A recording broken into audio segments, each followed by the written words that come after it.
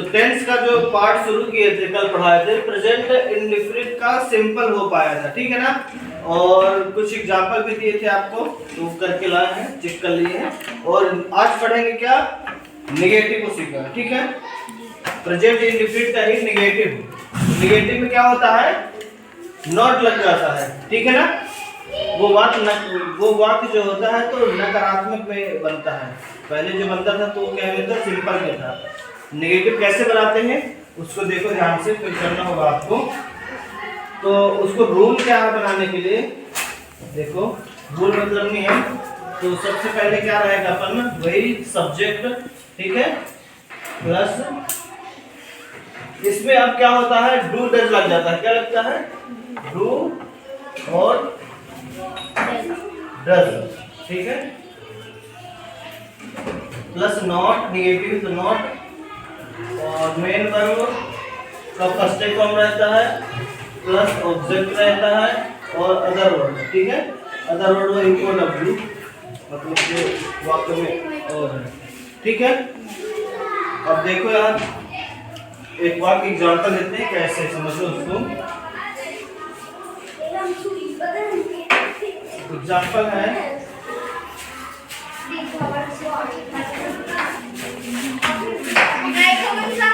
मोहन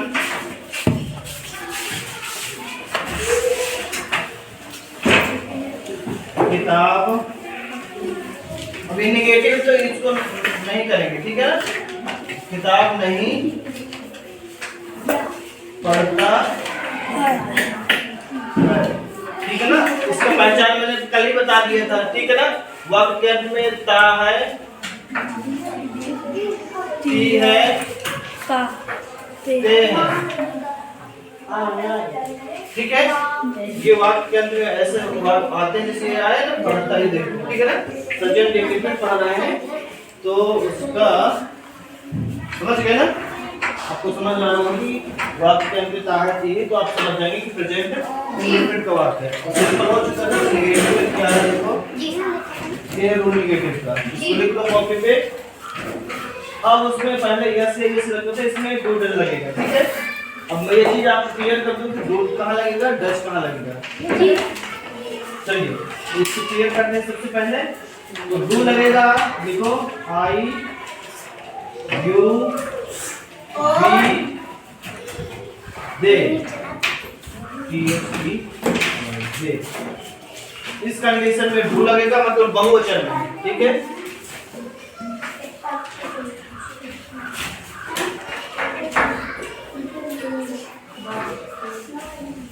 बहुवचन में बात कौन कर रहा है,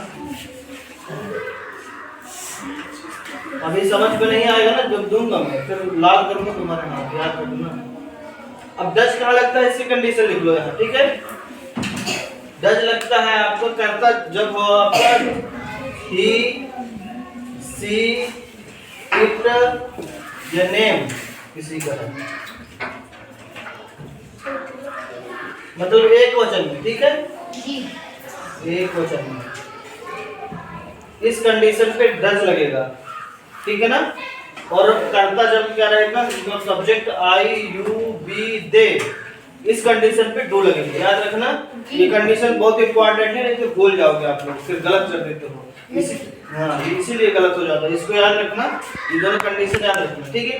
अब बिल्कुल इजी हो गया, मतलब बनाना बिल्कुल आसान हो गया, क्योंकि सारी चीजें हमको क्लियर हो गई हैं, ठीक है। कौन कहाँ लगेगा अब देखते हैं। सबसे पहले सब्जेक्ट लगेगा, ये देखो रूल में, मतलब नियम में है ना। सबसे पहले सब्जेक्ट, सब्जेक्ट आपको पता है शुरू में ही होता, मतलब जिसके बारे में बात कही गई हो पूरे वाक्य में, ठीक है। तो मोहन लिख देते हैं, सब्जेक्ट ये है हमारा मोहन, तो सबसे पहले लिखेंगे मोहन। मोहन, कल कुछ लोगों ने गलती क्या की थी कि उनको ये सिस्टम नहीं पता था कि पहले ये आएगा कि ये आएगा, है ना। बल्कि सब कुछ मैंने कल बताया था कि सिस्टम क्या है। सिस्टम बस यही है, इस नियम के हिसाब से चलोगे, मतलब पहले सब्जेक्ट लगाओगे, फिर ये लगाओगे, फिर ये चीजें लगाओगे, फिर ये लगाओगे, फिर ये लगाओगे, फिर ये लगाओगे। कल गलत किए थे कुछ लोगों ने, ठीक है ना, इधर को उधर, उधर के इधर कर दिए थे। तो ऐसी गलती नहीं करना, ध्यान से समझ लो, है ना। इसी हिसाब से चलना है आपको, क्रम जो ये रहेगा, ठीक है ना। आगे बढ़ते हैं, डू डज।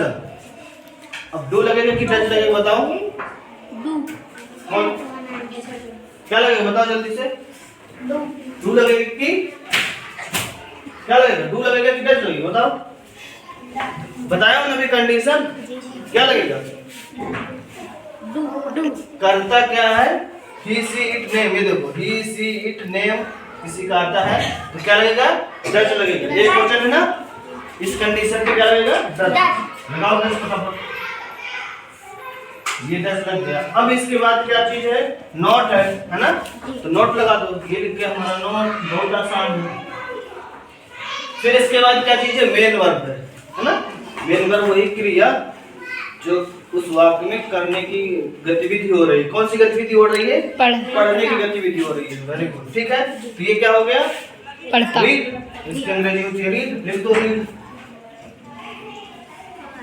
ये रीड लिख दिया, ठीक है। अब क्या चीज है? ऑब्जेक्ट। ऑब्जेक्ट मतलब क्या पढ़ रहा है? किताब। हाँ, जो चीज मतलब किताब को सर जी अंग्रेजी में बुक। हाँ बुक, बुक लिख दो, ठीक है।